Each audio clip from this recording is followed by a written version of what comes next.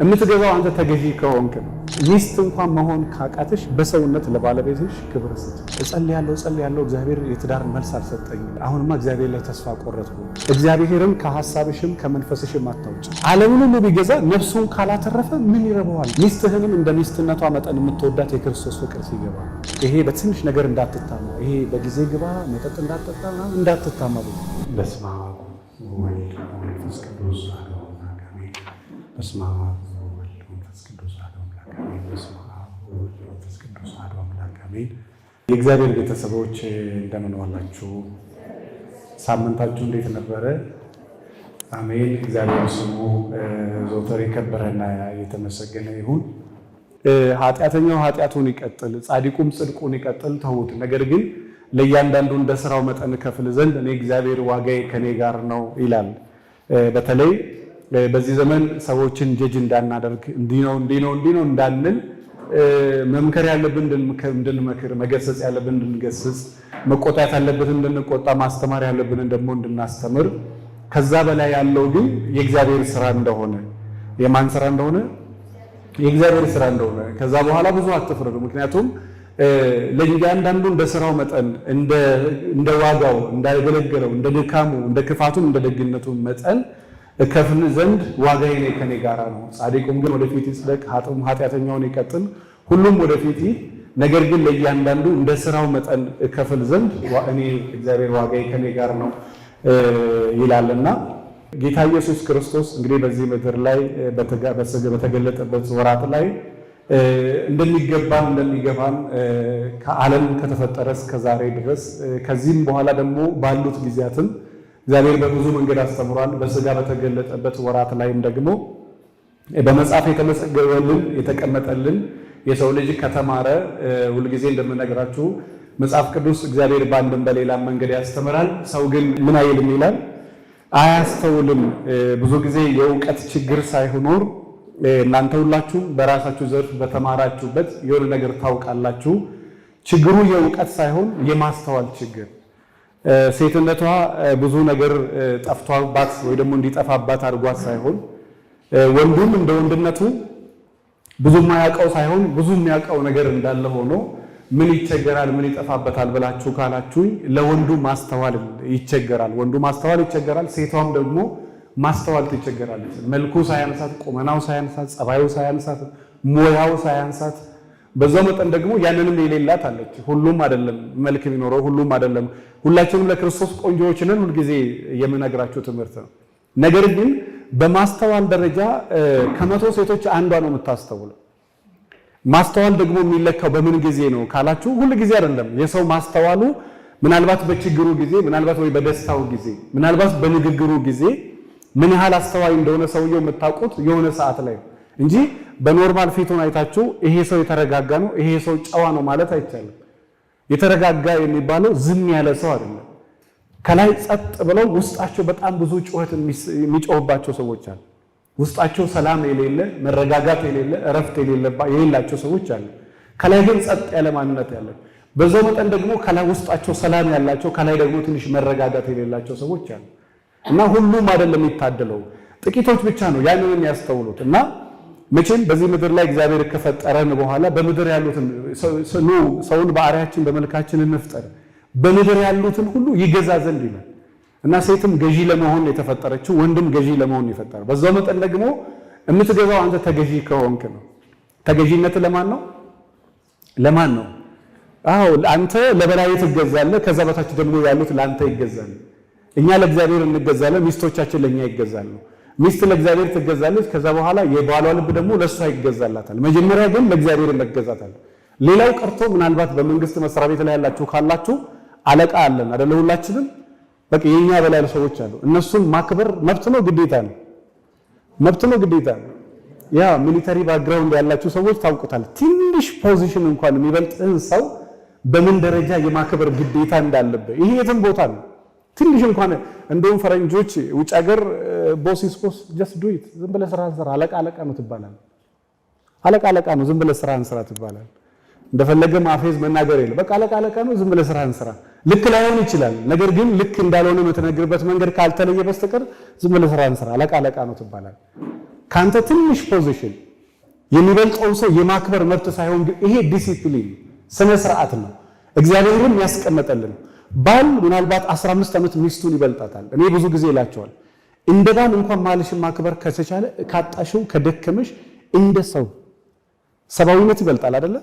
እንደ ሰው እንኳን እንደ ሚስት እንኳን እሷን መውደድ ካቃተ እንደ ሰብአዊነት እንኳን ተው ባልነትን ተው ሌላው ቢቀር እንደ ባል መሆን ካልቻልክ እንኳን እንደ ሚስትን በሰብአዊነት በሰውነት ለምሳሌ እንደው አንድ ሰው እየተራበ ብታዩት እንደው የፈለገ ጨካኝ ብትሆኑ ምግብ ትከለክሉታላችሁ?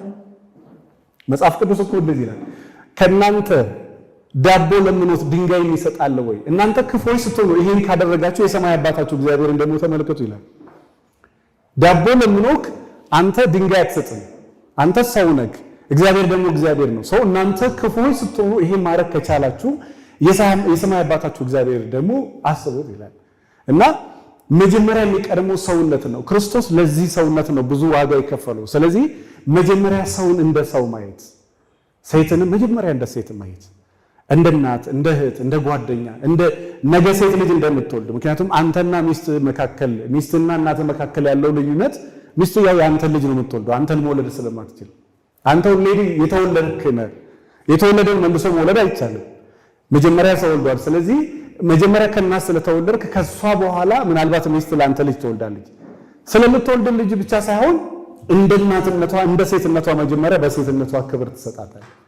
ለእናትህም ስለወለደች ብቻ አይደል እናት የሚለውን ስም ስለያዘች ብቻ።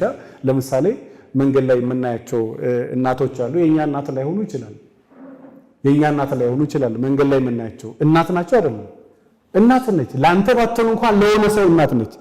ያልወለደችን ብትሆን የሆነ ቦታ ላይ ያቺ ሴት ለሆነ ሰው የሆነ እናት ሆናለች ወይ ደግሞ አሳድጋለች። ስለዚህ ሰውን በሰውነቱ ሴትንም በሴትነቷ መጀመሪያ ክብር፣ ለሰው ልጅ ክብር ትልቁ ክብር ነው። ያደጉ ሀገራት ላይ በምን ይበልጡናል? እንደኛ እግዚአብሔር ብዙ ማለት እንትን የላቸውም። አንዳንዶቹ ሃይማኖት የላቸው ግን ሰዋዊነት ይሄ ሞራል ግን አላቸው። የሞራል ልዕልናቸው በጣም ከፍ ያለ ነው እና ከዛ የተነሳ ሰውን እንደ ሰውነቱ ውሻ ጥሬ ስጋ የሚያበሉት ለዛ ነው። ገንዘብ ስላላቸው አይደለም። አንዳንዶቹ የገንዘብ ችግር አለባቸው ግን ውሾቻቸውን በትክክል ይመግባሉ፣ በትክክል ይንከባከባሉ። ሰውነታቸውን ሲያጡ ትሪት ሲያደርጉ አላያችሁ? ለውሻ እንግዲህ አስበው፣ ለሰው አይደለም። እና እኔ እዚህ ውስጥ ያለች ሴት ሚስት እንኳን መሆን ካቃተሽ በሰውነት ለባለቤትሽ ክብር ስጪ። አንተም እንደው በሚስትነቷ ለሴት ልጅ የሆነ ነገር ማድረግ ባትችል እንኳን በሰውነቷ ሰው ሆና ስለተፈጠረች ብቻ ክፉም ትሁን ደግ ላንተ ለደግነት ደግ ነኝ ብለህ የምታስብ ከሆነ ክፉ ከሆንክ ለክፋት የሚከፍል ማን ነው? ያ የእናንተን ያደረጋችሁት ነገር ተመልሶ ለእናንተ ይደረግላችሁ። በሰጣችሁት መጠን መልሳችሁ ትቀበላላችሁ፣ በወደዳችሁ መጠን ትወደዳላችሁ። ምናልባት ግን እኔ አንደኛ ሳሙኤል ምዕራፍ 7 ከቁጥር 16 ላይ ያለውን ኃይለ ቃል ሁሌ የማነብላችሁ ለምንድን ነው? ልብሽ ንጹህ ካልሆነ ድካም ነው፣ ህይወት ድካም ነው። አሁን ይህን ትምህርት ራሱ የምንማረው በተቻለ መጠን ልብህን ንጹህ እንድታደርግ ነው። ልብ ንጹህ ካልሆነ ከዚህ በኋላ ምን ያህል እንደምትደክም ልነግር አልችልም። እግዚአብሔር ከኦሪት ዘፍጥረት አንስታችሁ እስከ ራእይ ዮሐንስ ካነበባችሁ አንድ ነገር ይወዳል። በቃ መጀመሪያው መደምደሚያው እሱ ነው። እሱ ምንድነው? ልብ።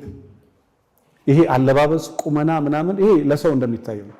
የሆነ ሰዎች ተመሳሳይ ሰዎች ከተጋቡ ከሱ የሆነ ነገር ይወስዳል ልጅ፣ ከእናቱ የሆነ ነገር ይወስዳል፣ የሆነ ልጅ ይወለዳል። ይሄ ምንም የእንትን ጉዳይ ነው። ነገር ግን ይሄ በልብ ደረጃ ግን እግዚአብሔር መፈጽም የሚያየው ልክ ለምሳሌ ዓለም ላይ ያሉትን መኪና የምናስብላቸው ወይ ደግሞ መኪና ከሚያስብላቸው ነገር አንዱ ሞተር ነው። የኤሌክትሪክ ምንም በል ብቻ አንድ ነገር ያገናኛል። እሱ ምንድነው? ሞተር ነው። ኤሌክትሪክ ሞተር ያላቸው አሉ፣ የቤንዚኖቹ የናፍጣዎች የራሳቸው አንድ የሚያደርጋቸው ነገር አለ። ሰው ልጅ ከእግዚአብሔር ጋር ሴትም ትሁን ትልቅም ትንሽም ደሃም ሀብታምም አንድ ነገር እዚህ ምድር ላይ ያለን ሰው አንድ ያደርገዋል። አንደኛ ሰውነቱ፣ ሁለተኛ ደግሞ ልቡ። እግዚአብሔር ምን ይወደኛል ዛሬ ለምኜ ዛሬ እንዲሳካልኝ ምን ላድርግ ብለህ ካልክ የመጀመሪያ ልብህን አስተካክል። እኔ እዚህ ውስጥም ራሱ ካለች እንደዚህ አይነት ሴት ዛሬም ብትለምኝ እኔ እንግዲህ አንዳንድ ሰው የተጠቀመበትን ሲያወራ ጥሩ ነው፣ የሚያውቀውን የኖረበትን የደከመበትን ቢያወራ ጥሩ ነው። እና የሆነ ጊዜ እኔም ከዛሬ 10 ምናምን በቃ 8 9 10 ዓመት በፊት ነገር አይታየኝም ብዙ ለካ ልብ ትንሽ ጠማማ ያናል እንደዛ ነኝ ባለልም እንኳን ትንሽ ልብ ላይ ወልጋዳ ነገር ካለ እንዴት እንደምትታሽ ልነግር አልችልም። በማግስቱ የምትባረከው መቼ ነው? ትንሽ ልብ ጥሩ ከሆነ። ስለዚህ መጀመሪያ ከሚስትም ጋር ከባለቤትሽም ጋር ከመታገልሽ በፊት መጀመሪያ ትግሉ ከልብ ጋር፣ ጦርነት ከራስ ጋር። ልብሽን መጀመሪያ ንጹህ አድርጊ፣ አንተም ልብህን ንጹህ አድርግ። ለምን? ያ ንጹህ ልብ ለእግዚአብሔር መስዋዕት ማቅረቢያ ነው። መስዋዕት የምታቀርብበት ቦታ ደግሞ ንጹህ ካልሆነ ምንም ነገር ብትሰጥ ዋጋ የለው። ምንም ነገር በጣም ሚሊዮን ሰው ቤተክርስቲያን ቢሞላ ባይሞላ ምንም ለእግዚአብሔር ምንም አይደለም። ልቡ ግን ከእግዚአብሔር ጋር የሆነ ለዛ እኮ ነው ይሄ ሕዝብ በከንፈሩ ያመልከኛል ልቡ ግን ምን ያለ ነው አለ፣ ከኔ በጣም የራቀ ነው። በነቢዩ ኢሳያስም በሬ ገዢውን አህያ ጋጣውን አወቀ፣ ሕዝብ እስራኤል ግን እኔ ሊያውቀኝ አልቻለም። እና በተቻላችሁ መጠን የልብ ንጽህና ለባል አይደለም የሚጠቅመው፣ የልብ ንጽህና የሚጠቅመው ለሚስት ነው። የልብ ንጽህና የሚጠቅመው ለባል ነው። ስለዚህ በተቻላችሁ መጠን በየቀሉ ነብዩ ዳዊት እኮ እንደዚህ ይላል፣ አቤቱ ንጹህ ልቦናን ፍጠርልኝ፣ የቀናውን መንፈስ ምን በል በውስጥ ያድስ። እና የየዕለት ጸሎትሽ ብትሆኚ ይሄ በነገራችን ላይ ለሌላ አይደለም ለኛ ሰላም ስለሚሰጥ ሚሊዮን ሰው የአእምሮ ጤና ችግር፣ መረጋጋት፣ ሰላም ማጣት፣ ደስታ ማጣት ስለሚታይ መረጋጋት የለም፣ ሰላም የለም፣ ደስታ የለም። ገንዘቡ ግን ጠፍቶ አይደለም፣ መኪና ጠፍቶ አይደለም፣ ንብረት ጠፍቶ ምንም የጎደለ ነገር የለም፣ ግን መረጋጋት የለም፣ ደስታ የለም፣ ሰላም የለም። ስለዚህ ያ ደግሞ ከምን ጋር የሚገናኝ ነው? ከልብ ጋር። በዛ ላይ ደግሞ አምልኮታችን የምንፈጽመው መጀመሪያ በልብ ነው። በልብ ያላመሰግን ከሆነ ለዛ ነው ብዙ ጊዜ እንደውም ጩኸት በቃ ይሄ ጩኸት ሳይኖር ቤተክርስቲያን ብዙ ጊዜ በጣም መወደው ድምፅ ማጉያ ከተዘጋ በኋላ ቤተክርስቲያን ማታ ላይ ማንም በማያይ ሰዓት ላይ ገብተህ ቁጭ በልና ማንበቡን ራሱ ተወውና በቃ ተረጋግተህ እግዚአብሔር ይመስገን ብለህ ኢሞሽናሊ ከእግዚአብሔር ጋር ኮኔክት አድርገህ ትወጣለህ። በቃ ነፍስ ገነት ደርሳ እስከምትመጣ ድረስ። እና ጸሎት ደግሞ የሚባለው እንደዛ ነው። ይሄ በአፍ ብቻ አባታችን ሆነን ብለህ ብታነብም ያው ንባብ ነው የሚሆን ሲዋሃድ። ለዛ ነው ሰይጣኑ እኮ እየጠራን አባታችን በተለይ ብትል ያን ሌሊት የሚያስጨንቅ መንፈስ ጥሎ አይሄድም። ለምን? ይሄ አፍህና ልብ አልተገናኘም። የአፍህና የልብ ከተገናኘ ከዛ ታሪክ ትሰራል። ስለዚህ ጸሎት ላይም መገናኘት አለበት። በቃ ከነፍስ ስትለምን በተለይ መኪና ተረክ አረጋችሁ ከከተማ ወጣ ብላችሁ ትንሽ በጣም ተረጋግታችሁ ከተረጋጋችሁ በኋላ ከዛን እግዚአብሔርን ስትለምኑት ከሰጣችሁ ለምን እንደሚሰጣችሁ ታውቃለህ። ከከለከላችሁ ለምን እንደሚከለ ሪዝኑም ይገባችኋል። እና በተቻለ መጠን ቤታችሁ የጸሎት ቤትም እንደው በችኮላ ብቻም ሳይሆን ጸሎት ቤት ገብተህ ተቀመጥ አይፈቀድም እኮ አንዳንድ ሰዎች እንደ ማረፊያ ጸሎት። ነብዩ ዳዊት በእግዚአብሔር ፊት ዕለት ዕለት ቆማለሁ ነው ቀመጣለሁ ነው ያለው። መቆም ነው ጸሎት ቤት እኮ መቀመጥ ብዙ አይፈቀድም። መጀመሪያ መቆም ነው ብትችል እና ተረጋግተህ ከእግዚአብሔር ጋር መጀመሪያ ግን ልብህን አስተካክለ እና መጀመሪያ ልብሽን አስተካክለ። ብዙ ሰዎች ላለፉት 6-7 ዓመታትም እጸልያለሁ እግዚአብሔር የትዳርን መልስ አልሰጠኝም እና አሁንማ እግዚአብሔር ላይ ተስፋ ቆረጥኩ። ምን እንደማለት ነው? እንደ ጥቅመኛ ሰው ባይሰጥ አታመልከውም ማለት ነው። ስለ ጥቅም ደግሞ ሰውን የሚወድ ሰው እንግዲህ ምን ያህል እንደሚረብሽ ልነግራችኋል። ሰው እናንተን ብሎ ሲወዳችሁ ነው ደስ የሚለው? ጥቅም ፈልጎ ሲወዳችሁ ነው ደስ የሚለው? ጥቅም ፈልጎ ሰው እናንተን ብሎ ሚስት እግዚአብሔር ሚስት ለወደፊት ቢሰጥና ወይ ደግሞ ሚስት አንተን ብላ ስትኖር ነው ደስ የሚል? ጥቅም ፈልጋ ስትኖር ነው ደስ የሚል? ምን ፈልጎ ሲሆን ነው ደስ የሚል? አስበው። እግዚአብሔርን ስለሚባርክ ብቻ ስታመልከው ስለሚሰጥ ብቻ ሚስትም ልጆችን በቃ ስለ ችግሩ ነው እንደዛ ማለት ምን ማለት ነው? ችግሩን ነው በደንብ የምትወደው እንጂ እግዚአብሔርን አይደለም። ያ ደግሞ የተወላገደ ነገር ይኖራልና ለምንም እንዳትሰማ ያደርጋል። የሚቻለው ከተቻለ ቢያደርግ ደስ የሚለው እግዚአብሔር እንደ እግዚአብሔርነቱ መጠን እግዚአብሔር ፍቅር ስለሆነ እግዚአብሔር መሐሪ ስለሆነ ሁሉን ቻይ ስለሆነ ባለጠጋም ስለሆነ የሚወደድም ስለሆነ የሚወደድ ባህሪም ስላለ እግዚአብሔር ባህሪው የሚወደድ ነው። እግዚአብሔር ፍቅር ነው የሚለው መጽሐፍ ለዛ ነው። ለምንድን ነው ፍቅር የሆነው? እንዲሁ ሰው ስለሚወድ። እኔ የፈለገ ጥሩ ሚስት ይኖር እወድሻለሁ አትበላት፣ ያስቤዛ ገንዘብ አትስጥ፣ አታዳምጣት። ከዛ በኋላ ከወር በኋላ ታየዋለህ ሚስትህ ሆና ትቀጥላለች ወይ? ባለቤትሽን እወድሃለሁ አትበይው፣ ምግብ አትስሪ፣ አንዳንድ ቀን እያመሸሽ እንደተለመደው ግቢ ምናምን። ከዛ በኋላ ባል ሆኖ እዛ ይቀመጣል አይቀመጥም። ሰዎች ከኛ ጋር የሚኖሩት ከኛ ጋር የሚያገኙት ነገር ስላለ፣ እግዚአብሔር ግን ከኛ ጋር ያለው ለኛ ነው እንጂ ከኛ የሚያገኘው ነገር ስለሌለ ከኛ የሚያገኘው ምንም ነገር በቃ እንዲሁ ዓለሙን ምንድነው የተባለው? ዓለሙን እንደዚሁ ወዶታልና። ስለዚህ ሰው ልጅ የክርስቶስ ፍቅር ቢገባው መጀመሪያ እግዚአብሔር ፍቅር ሲገባው ነው። ምንድነው ስለ ትዳር የምናስተምረው? ሰውየው የክርስቶስ ፍቅር ያልገባውን ሰው የሴት ፍቅር ብታስተምሩ ምን ይገባዋል? ክርስቶስ የቆሰለለትን ያቆሰል ህመም የማይገባውን ሰው ስለ ሴት ፍቅር ብትነግረው ምንም ለሱ ምንም። እንግዲህ ከዚህ በፊት ነግራቸዋለሁ ስልጠና ላይ የሥነ ጽዋት ተመራማሪዎች ኢየሱስ ክርስቶስ ይሄ በዚህ 72 ጉንጉኖች ራሱ ላይ የተደረጉትን 72 ጉንጉኖች ፈቱና አንዱን ሪሰርች ሰሩበትና ይህንን ግድግዳ ሚስማር አይበሳም፣ ከሚስማር ደግሞ የሚጠነክር ምናልባት እንትን ላይ ያላችሁ ሰዎች ታውቃላችሁና በጣም ከባድ ሚስማር ከሚስማር 2 እጥፍ የሚጠነክር ነበር አንዱ። እንግዲህ 72ቱን አስቡት እዚህ ላይ ተደርጎባችሁ ወደ ውስጥ እንዲገባ ይሄንን በስቶ ወደ ውስጠኛ አእምሮ ክፍል እስኪገባ ድረስ ስቃዩን አስቡት። ላብ ነው የማትሉት፣ ደም ነው የማትሉት፣ ግን ይሄ የተመረዘ የቀይ የሻይ እንትን አይነት ነጠብጣብ ያልበው ነበር ይላል። ይሄ ፍቅር የማይገባው ሰው ምንም ብትነግረው የሚገባው አይደለም። መጠጥ አይበልጥበትም፣ መጠጥ ይበልጥበታል ከእግዚአብሔር፣ ዝሙት ይበልጥበታል። ግን በዚህ ደረጃ ነው የተወደድኩ ክርስቶስ እንደዚህ ነው በደም ዋጋ የገዛኝ ብሎ ካሰበ ይሄ ሰው ፍቅር ያውቃል። ፍቅር ለሚያውቅ ሰው ደግሞ ስለ ፍቅር ብታወራም ጥሩ ነው። ይሄ ለማይገባት ሴት መማገጥ ምንም ብትማገጥም ምንም ብታረግ ብዙ አይገርም። ለምን ከዚህ የተሻለ ማሰብ አትችልም፣ ከዚህ የተሻለ መሆን አትችልም። ስለዚህ በልባችሁ በደንብ መንገስ ያለበት የክርስቶስ ፍቅር ነው። የክርስቶስ ፍቅር በልብ ከነገሰ ሚስትን እንዴት መውደድ እንዳለብን ምንም አስተማሪ አትፈልግም። እና ያላገባችሁም ሰዎች አትጨነቁ ለምታገቡት ሰው። እኔ መጽሐፍ ቅዱስ በተደጋጋሚ ሰው ቢያነበው ራሱ ወደ ህይወቱ አንጥቶ ኦኬ ለምንድን ነው የምጨነቀው አይልም። መጽሐፍ ቅዱስ ምንድን ነው የሚለው? አትጨነቁ አይደለ? ለምን ጸጉራችሁ እንኳን በእግዚአብሔር ዘንድ የተቆጠረ ነው። የሰማይ ወፎቹን ተመልከቱ፣ አይዘሩም፣ አያጭዱም፣ አይወቅጡም፣ ግን በጎተራ አይከቱም። ማን ይመግባቸዋል የተባለው? እግዚአብሔር ይመግባቸዋል። ስለዚህ ክርስቶስ የዋለለትን እንግዲህ በዛ ጅራፍ 6666 ጊዜ በዚህና በዛ መገረፍን አስቡት። አይኑ እስኪጠፋ ፊቱ እስከማይታወቅ በደም እስከሚታጠብ ድረስ ዓለሙን እንደዚህ ወዶታል። ይሄ መለኮታዊ ፍቅር ለገባው ሰው ሚስቱን እንደው የዚህ 0 ፖይንት ምናምን ራሱ ቢወዳት እኮ በጣም ይበዛባታል። በዚህ ደረጃ አይደለም እላችሁ። የትኛዋ ሴት ነች ተገረፍልኝ የምትለው? የትኛዋ ሴት? ምናልባት አንዳንድ ሙድ የሚይዙ ሴቶች ሊኖሩ ይችላሉ። በቅርብ አንድ ሰው ሚስቴ ዛሬ ስንት ዓመት ነው? የዛሬ 2 ዓመት በአንድ ኃይለ ቃል ነው ያገባዋት አለ። ምን ብላክ ነው እለዋለሁ። አንተን እጄ ላይ ልነቀስ አለችኝ አለ።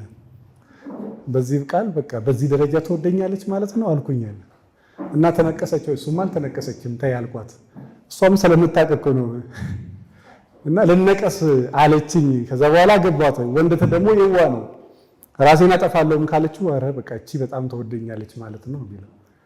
ለዛ ነው ራሴን አጠፋለሁ የምትል ሴት አትመን፣ ራሴን አጠፋለሁ የሚል ወንድ አትመን። ስሜቱ ነው እንደዛ የሚያስብለው እንጂ እውነት ያጠፋል ወይ?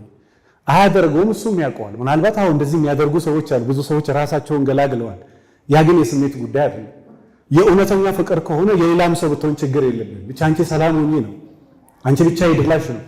እና እኔ በቅርብ ማስታውሰው ይሄ የጾሙ ከመግባቱ በፊት አንተ ገና መስራት አለብህ። በዛ ላይ 32 ዓመት ነው። እኔ ደግሞ እድሜ እየሄደ ነው፣ 29 ዓመት ነው። እባክህን ግድ የለህም እኔ ላግባ አንተ ስራ አለች። እኔ ላግባ እድሜ እየሄደ ነው። አንተ ይሁን 5-6 ዓመት አብረን ቆይተናል። ምንም ህይወት ላይ ለውጥ የለም። የገዛኸው ቤት የለም፣ የገዛኸው መኪና የለም። በቃ ግን በወሬ ትሞላኛለህ። ግን የሞላ ቤት አላየሁም። ሶፋ አልተቀየረም፣ አልጋ አልተቀየረም። ግን አንድ አይነት ስብከት ሁሌ ካንተ ያለውና እባክህን እኔ ላግባ እና ምን ትለኛለህ አለኝ። ምን ትላላችሁ እናንተ ብትሆኑ? ምን ብለህ ትመክራለህ? ረጅም ዓመት አብረን አሳልፈናል፣ ግን ምንም ለውጥ የለም። እኔ ማግባት አለብኝ፣ አንተ ደግሞ መስራት ነው ያለብህ እና ግድ የለም ፍቅሩን ብቻ ሳይሆን አንዳንዴ መርህም እንከተል እና ምን ይሻላል? አብረን እንሙት። ልጆች በድላቸው ያድጋሉ። እሺ እንዳላችሁ በሉት፣ አስቡበት። ብቻ ግን እንደዚህ ብትባል ምን ትላለህ? አንተ ሰርተ 1-5-6 ዓመት ህይወት ላይ ምንም ጠብ የሚል ነገር ከሌለ፣ ልጆች ማስተዳደሪያ የሆነ ነገር ከሌለ፣ ባለቤት ደግሞ እድሜዋ እየደከመ ስለምን ልነግራችሁ ነው ይሄን ያልኳችሁ? የሰውን እየወደድከው ስትመጣ የክርስቶስ ፍቅር ልክ በደንብ ሲገባ በምን ደረጃ አንተን እንደወደደ ልክ ሲገባ ከዛ በኋላ ሚስትን እንደዚህ ውደዳት ተብሎ አይነገርም። ችግሩ ሰው የእግዚአብሔር ፍቅር አልገባውም። የእግዚአብሔር ፍቅር ካልገባው ደግሞ እንዴት ነው የሴት ፍቅር የሚገባው? እንዴት ነው የአባት ፍቅር የሚገባው? እንዴት ነው የሀገር ፍቅር የሚገባው? እንዴት ነው የወንድም ፍቅር የሚገባው? ባልንጀራህን እንደ ራስህ ውደድ ብለህ እንዴት ታስተምራለህ? መጀመሪያ ማንን መውደድ መማር አለበት? እግዚአብሔርን። ስለዚህ እግዚአብሔርን በሐሳባችሁ መጽሐፍ ቅዱስ ይላል እግዚአብሔር አምላክህን በፍጹም ሐሳብ በፍጹም መንፈስ በደመ ነፍስ ሁሉ ማንን ውደድ ይላል? የእውነት ማትረፍ ከፈለጋችሁ እቺን ነገር በደንብ ስሟትና አድርጉ። በቃ እየጠቀመኝ እኔ ያው ታውቃላችሁ እዚህ ምድር ላይ ምንም የለኝም አለኝ የምላቸው ሰዎች አሉ፣ ግን ምንም የሌለኝ ሰው ነኝ። ግን ይገርማቸዋል ምንም የባዶነት ስሜት የብቸኝነት ስሜት ምንም ተሰምቶኝ አያውቅም። ዋይ ለምን ብላችሁ ብትሉ በምን ደረጃ በውስጤ ማንገስ እንደምፈልግ ስለማውቅ አሁን ላይ ብዙ ድክመት ሊኖር ይችላል። ዞሮ ዞሮ መጠቀም ከፈለጋችሁ እግዚአብሔርን ከሐሳብሽም ከመንፈስሽም አታውጪ። በመንገድህም በሐሳብህም በመኪናህም በድርጅትህም በፋብሪካህም በቢሮህም በሁሉ ነገር እግዚአብሔር ይንገስ። እግዚአብሔር በሁሉ ነገር ከነገሰ ከዛ በኋላ የሴትን ከዛ በኋላ የወንድን ከዛ በኋላ ስራን መውደድ፣ ዓላማን መውደድ፣ ራስን መውደድ ይሄ ቀላል። ስለዚህ በተቻላችሁ መጠን በሴቶችም በኩል በወንዶችም በኩል መጀመሪያ የክርስቶስ ፍቅር ይግባል። እግዚአብሔርን በእግዚአብሔርነቱ በደንብ ከነፍሳችን ከወደድ ነው መጽሐፍ እንደሚለው እግዚአብሔር አምላክን በፍጹም ሐሳብ በፍጹም መንፈስ በፍጹም ሕሊና በሁሉ ነገር ማንን ወደደው ይላል እግዚአብሔርን። ስለዚህ እግዚአብሔርን ከወደዳችሁ ሌላ ቀላል ነው። ከዛ በኋላ ያለውን ፍቅር እነግርሃለሁ። መጀመሪያ ግን በሐሳብም በመንፈስም በሌሊቱም በቀንህም በዓላማህም ወደፊት ላይም ስታስብ ወደ ኋላህንም ስታስብ ግራህንም ስታስብ ቀኝህንም ስታስብ እግዚአብሔር ብቻ ይታይ። እንደዚህ የማይታያቸው ሰዎች ቤት አላቸው፣ መኪና አላቸው፣ ንብረት አላቸው፣ የባዶነት ስሜት ይሰማቸው፣ ተስፋ ይቆርጣ፣ ራሳቸውን ሊያጠፉ እኔ ብዙ ሰዎች ያማከራሉ። ቢሮ የገንዘብ ችግር የለባትም፣ የወንድ ችግር የለባትም፣ የመኪና ችግር የለባትም፣ የባዶነት ስሜት ግን ይሰማታል። በቃ አሁንም ሙሉ እንዳልሆነች ነው የሚሰማት። የገንዘብ ችግር የለበትም፣ የኔ ችግር ምንም ችግር የለበትም። አንድ ግን ችግር አለበት። የምን ችግር አለበት ካላችሁ ከእግዚአብሔር ጋር ያለው ነገር በጣም እንትን የሆነ ስለሆነ ምንም ነገር አይረካበትም። መጽሐፍ ቅዱስ ሰው ዓለምን ሁሉ ቢገዛ ይላል። ዓለምን ሁሉ እኮ ነው የሚለው። ዓለምን ሁሉ ቢገዛ ነፍሱን ካላተረፈ ምን ይረባዋል? ማቴዎስ 16 ከቁጥር 26 ላይ እንግዲህ በዓለም ያለውን እንዳለ ቢቆጣጠርና በዓለም ያለው ሁሉ የሱ ቢሆን ምን ይጠቅመዋል ይላል። ስለዚህ መጀመሪያ እግዚአብሔርን በሐሳብሽ በመንገድሽ በውሎሽ በስራሽ ሐሳብ በመንገድህ በህይወት በሞላ እንዳለ መንገስ ያለበት እግዚአብሔር። ከዛ በኋላ ዝና ከንቱ ወደ ላይ መውጣት ቃል ከዛ ደግሞ እንደዛ ትወርዳለህ። ከዛ በኋላ ሰውነት የሆነ ጊዜ ያምራል። ከ10 ዓመት በኋላ ደግሞ ጭምድድ ኩምትት ማለት መሸበት ምናምን ይመጣል። ከዛ በኋላ እርጅና ይመጣል። ከዛ ደግሞ መውደቅ ይመጣል። ስለዚህ ይሄ በሚታየው መልካችሁም ራሱ መመካት ታቆማለህ። ሴት ከሆነች በውበቷ መመካት፣ ወንድ ከሆነ በብሩ መመካት ያቆማል። በሰውነቱ መመካት ያቆማል። በጣም ትልቅ ሰውነት ያላቸው ሰዎች በሰውነታቸው አይመኩም። መጽሐፍ የሚመካ ቢኖር በማን ይመካ ይላል? በእግዚአብሔር። ከዛም ሚስትን በባሏ አትታበይም፣ በትዳሯ አትታበይም። የምትታበይ ከሆነ የምትመካ ከሆነ በእግዚአብሔር ነው የምትመካውና ሚስትህንም እንደ ሚስትነቷ መጠን የምትወዳት የክርስቶስ ፍቅር ሲገባ። ስለዚህ መጀመሪያ የክርስቶስ ፍቅር ይግባችሁ። የክርስቶስ ፍቅር እንዲገባችሁ ደግሞ መጸለይ፣ መጽሐፍ ቅዱስ የእውነት ማንበብ። ከዚህ በፊት ብያቸዋለሁ። መጽሐፍ ቅዱስ ማንበብ የጀመርክ መዝሙረ ዳዊትን፣ መጽሐፈ ምሳሌ፣ ሐዲስ ኪዳን፣ ብሉይ ኪዳን ማንበብ የጀመርክ ጊዜ እስከ ዛሬ ድረስ የት ሀገር ነበርኩኝ? የእውነት ራስን በጸጸት ትገለዋለህ። የት ነበርኩ ግን እስከ ዛሬ ድረስ ከምትል። ምክንያቱም የጥበብ መጽሐፍ፣ የእውቀት መጽሐፍ፣ የእምነት መጽሐፍ፣ የለውጥ መጽሐፍ፣ የጥበብ መጽሐፍ ይሄን ካላነበብክ ምን ታነባለህ? ስለዚህ የሴት ፍቅር ሰው እንዲገባው መጀመሪያ የማን ፍቅር ይገባው? የእግዚአብሔር ፍቅር። የወንድ ፍቅር የሚገባት መጀመሪያ እግዚአብሔር። አባትነት ምን እንደሆነ፣ ባልነት ምን እንደሆነ፣ ራስነት ምን እንደሆነ ሴት ልጅ የምትረዳው እግዚአብሔር በነፍሷ ከሷ ከህይወቷ ጋር የተዋሃደላት ሴት ስትሆን ነው። ስለዚህ በመጀመሪያ ዛሬ ይዛችሁልኝ እንድትሄዱ ከመፈለገው ሐሳብ አንዱ እግዚአብሔር አምላክህን በፍጹም ሐሳብ በፍጹም መንፈስ በፍጹም በደመ ነፍስ ሁሉ እግዚአብሔርን ውደደው። እግዚአብሔርን ከወደድክ ንብረቱ ይሳካልሃል። ኦሪት እቺን ጥቅስ መጽሐፍ የያዛችሁ ስልክ የያዛችሁ በደንብ ስልካችሁ ላይ እንዳትረሷት ጻፏት። በደንብ እንዳትረሷት። ህይወታችን እዚህ ውስጥ ስላለ ኦሪት ዘዳግም ምዕራፍ 28 ከቁጥር 1 ጀምሮ እኔ ያልኩት ራሱ ብታነቡልኝ ወይ ደግሞ ብትሰሙ ትደነግጣላችሁ። ኦሪት ዘዳግም ምዕራፍ 28 ከቁጥር 1 ጀምሮ ምን ይላል? የኔ አምላክህን የአባትህን የእግዚአብሔርን ቃል ብትሰማ ያዘዝኩህን ሁሉ ብትጠብቅ እንደ ሐሳብ እግዚአብሔር ብትኖር እኔ አምላክ እግዚአብሔር ከምድር አሕዛብ ሁሉ በላይ ከፍ ከፍ አደርጋለሁ ይላል። ከዛ ምን ይላል? ብትዘራ ዘርህን፣ ብትነግድ ንግድህን፣ ብትወልድ ልጅህን፣ ብታገባ ትዳርህን እባርካለሁ። በከተማ ምስጉን አደርግሃለሁ። ብታርስ እርሻን እባርካለሁ። የላሞችን የፈረሶችን የጥበቶችን መንጋ እሞላለሃለሁ። አንተም በከተማ የተፈራ የተወደድክ ሰው አደርግሃለሁ። የተባረክ ሰው አደርግሃለሁ። ብትወልድ ልጆችን እባርካለሁ። ብታገባ ሚስት ያልተባረከችን ብትሆን እኔ እባርክልሃለሁ። በከተማ አንተን ምስጉን ከዛን ሰጪ እንጂ ተበዳሪ አላደርግህም። ሰጪ እንጂ ራስ ከዚህ ጋር ነው፣ ጅራት ደግሞ ከኋላ ራስ እንጂ ጅራት አላደርግም። ጠላቶች በመጡበት ጊዜ በሰባት መንገድ ተበታትነው እንዲጠፉ አደርጋለሁ።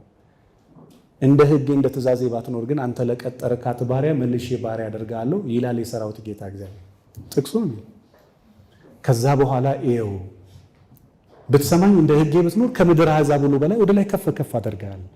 ባትሰማኝና እንደ ሕጌ ባትኖር ግን ትላንትና እንጀራ ስትሰጣት የነበረች ሰራተኛ ከሷ በታች ባሪያ ያደርጋለሁ። ብዙ ሰው ህይወቱ እያሽቆለቆለ ነው፣ ግን አይታየውም። መቆሙን ያየው ድርጅቱ እየወደቀ ነው። ድርጅቱ ምናልባት ቀጥታ ላይወድቅ ይችላል፣ ኢንዳይሬክት ግን እየወደቀ ነው። ትዳሩ እየፈረሰ ነው፣ ህይወቱ እየተናጋ ነው፣ እድሜው እየፈረሰ ነው፣ ብዙ ነገሩ እየተመሰቃቀለ ግን አይታየውም። ለማየት እግዚአብሔር ሲረዳ ነው። ችግርህንና ድክመትህን ራሱ የምታውቀው ማን ሲረዳ ነው? እግዚአብሔር ሲረዳ ነው። ገብታችሁ ይሄ መጽሐፍ ቅዱስ በተደጋጋሚ አንብቡት። ብትሰማኝና እንደ ሕጌ ብትኖር ምን አደርጋለሁ? ከምድር አሕዛብ ሁሉ በላይ ከፍ ከፍ አደርጋለሁ፣ አሳድጋለሁ። ብትነግድም ብትሰራም የላሞችን፣ የፈረሶችን፣ እርሻህን፣ ንግድህን፣ ፊትህን፣ ሰውነትህን፣ ንግግርህን፣ ሁሉ ነገርህን እባርካለሁ። እንደ ሕጌ ብትኖር ሚስትህን እባርካታለሁ። ምክንያቱም የተባረከች ሴት ለባለቤቷ ምን አይነት ጸጋ ምን አይነት ክብር እንደሆነች ልነግራችሁ አልችልም። የተባረከ ወንድም ደግሞ ለሚስቱ ምን አይነት ጸጋና ክብር እንዳለው እና እንደ ሕጌ ልትኖር እባርካለሁ፣ እንደ ሕጌ ባትኖር ደግሞ ምን አደርጋለሁ ይላል? ባሪያ። ለዛ ነው ትልቅ ሰው የማይከበረው፣ ሕፃን የማትከበረው፣ ወንድ ልጅ የማይከበረው። ምናልባት ያለመከበር ስሜት የሚሰማህን ከሆነ እንደዚህ ውስጥ ያላችሁ ከሚስት ጋር እንዳትታገል። የእውነት ሚስት ማታከብር ማትወድ ከሆነ ያገባችሁ ወጣቶች እዚህ ውስጥ ካላችሁ ማግባት የምታስቡ ካላችሁ ፕሊስ ከሚስት ጋር እንዳትታገል፣ ተዋት እሷን። አንተ ዝም ብለህ ራስህን ተመለከተው። ዝም ብለህ በትክክል ራስህን ይው። አንዳንድ ሰው እኮ ብቻውን የማይኖር ሰው እኮ ነው ከሰው ጋር ይኖር ያለው። ብቻውን ቤት ሰጣችሁ ብቻውን አይኖርም ከራሱ ጋር። ከራስ ጋር መኖርም ጥበብ ይጠይቃል። ከሰው ጋር መኖር ደግሞ በጣም ሲበዛ ጥበብ ይጠይቃል። ስለዚህ ሚስትህን ተዋትና እንደው ዛሬ ከገባ አንድ ቤቴን ሊያሻሽል ይችላል የምትችለው ነገር አንድ ነገር አለ፣ ሁለት ነገር አለ፣ አንድ ነገር። ከዛ በኋላ ለውጡን ታየዋል። ከዛ ከራስ ጋር መታገል ጀምር። ጦርነቱን ከራስ ጋር ክፈት፣ ከእግዚአብሔር ጋር ተነጋገር። ከዛ በኋላ ሚስት እስኪ አንድ ጥያቄ ልጠይቃችሁ። በህይወታችሁ የሆነ የከበዳችሁ ነገር ኖሮ ጸልያችሁ ከሰው ተጣልታችሁ እናንተ ጸሎት አድርጋችሁ ከዛ በኋላ ስትመለሱ እናንተ ጥፋተኛ ሆናችሁ ሰው ይቅርታ ጠይቋችሁ ያውቃል አያውቅም? ያውቃል። እኔ አስታውሳለሁ ልጅ ሆኜ ከአባቴ ተጣልቼ እዚች ቤት እንዳላይ ብሎኝ በጣም ፈርቼ በጣም ተንቀጥቅጬ ስቲል አይምሮዬ ውስጥ አለ እና የጥምቀት ጊዜ ነው። ሚካኤል ታቦት አስገብቶ ሲመለስ መንገድ ላይ እሱ በፈረስ እኔ በእግር ተገናኘ። ወዴት እየሄድክ ነው? አስቀየምኩ መሰለኝና በቃ ወደ ቤት እንሂድ አለኝ እና በጣም ተሸብሬ ነበር። እንግዲህ ቅዱስ ሚካኤል አያሳፍረኝ ምናምን ያልኩ ነበር ወደ ቤት ያልኩት እና ሳገኘው እንደዛ በጣም ብዙ ጊዜ አይታችሁ ታውቃላችሁ ብዬ አስባለሁ። ስለዚህ ከሚስት ጋር መታገልህን ተውና ቆም ብለህ ራስን ትንሽ ለማዳመጥ ራስን ትንሽ ለማየት ምንድነው ያጠፋሁት ነገር? ምናልባት ችግሬ ኃጢአት አብዝቼ ነው፣ ውሸት አብዝቼ ነው፣ ማስመሰል አብዝቼ ነው፣ መማገጥ አብዝቼ ነው፣ ስልኬ ላይ ቴክስት አብዝቼ ነው። ምክንያቱም ሚስት ባታይ ማን ያያል? ይሄ ራሱ ችግር ያመጣል አያመጣም? ባለቤትሽ ባያይ እግዚአብሔር ያያል? አራት ወንድ የምታወራ ሴት እባረካለሁ ብላ እንዴት ታስባለች? ለመግባባት ማውራት ችግር የለም። ቢያንስ ቀንሻቸው ከ10 5ቱን ከ5ቱ 3ቱን ከ3ቱ 2ቱን ከሁለቱ ደግሞ እጣ ጥላለሁ። ሁለቱ በዛ ሁለቱ በዚህ ወጣ ምን ላደርግ አለችኝ። እቁብ ግቢ አልላትም መቼም ከዚህ በኋላ አንተ ባለፈው ስልጠና ላይ ስታወራ ሰብቼ እጣ መጣል ጀመርኩኝ። እስኪ ተሾመ ሁለቴ ተሾመ ከወጣ ሶስቴ ተሾመ ከወጣ ተሾመን አገባለሁ፣ አራቴ በቀለ ከወጣ በቀለና ተሾመን እኩል አገባለሁ እንደማለት ነገር ነው። እና አዳማ አስታውሳለሁ አንድ ሴት እንደዚህ አይነት ትምህርት በተደጋጋሚ ሰምቼ ስታስተምር እኔ በህይወቴ ሁለት ሰዎች ገጥመውኛል። ሰይጣን ራሱ እንዴት እንደፈተነኝ አላውቅም። ምንድነው ይሄኛውን እንዳላገባው ይሄኛው በጣም የሚገርም ቁመና፣ የሚገርም ነፍስ፣ የሚገርም ልብስ፣ የሚገርም አካሄድ፣ የሚገርም ትምህርት፣ የሚገርም ትሪትመንት፣ በቃ የሚገርም ነገር አለው። ይሄኛውን እንዳላገባው ደግሞ ያኛው የሚገርም ነው፣ ይሄን እንዳላገባው ያኛው የሚገርም ነው። እና ሁለት ሰው ጋር ነው ልብ ያለው እና ምን ትመክረኛለህ? ለምን ሁለቱንም አታገቢም? ይቻላል እንዴ ያለች ብቻ ልታገባ ነው። እና በትክክል የሰውን ፍቅር የምትረዳው እግዚአብሔር ፍቅር ሲገባ ነው። ስለዚህ እንዲህ ወዶናል። ልብሳችን የሚወደድ አይደለም፣ ስራችን የሚወደድ አይደለም፣ አነጋገራችን የሚወደድ አይደለም፣ ስራችን የሚወደድ፣ ሐሳባችን የሚወደድ አይደለም፣ መንፈሳችን የሚወደድ አይደለም፣ አካሄዳችን የሚወደድ አይደለም። ዓላማችን ራሱ በእግዚአብሔር ፊት የሚወደድ አይደለም። የምናደርገው እያንዳንዱ ነገር በእግዚአብሔር ፊት የሚወደድ አይደለም። እግዚአብሔር ግን እንዲሁ ይወደውናል። እንዲሁ ሰው እንደዚሁ የተወደደ ሰው ደግሞ በዋጋ ደግሞ ሚስቱን መውደድ እንዴ ጠዋትና ማታ ጠብቀህ ብላ ምግብ ሰርታ ምናምን የምትል ሴትን መውደድ እንዴት ይከብዳል? አንተ እንደዚህ ተወደድ፣ አንተ እንደዚህ ብዙ ነገር ተሰጥቶ አንተ ደግሞ የሆነች እየሰጠች ያለችን ሚስት እንዴት መውደድ ያቅታል?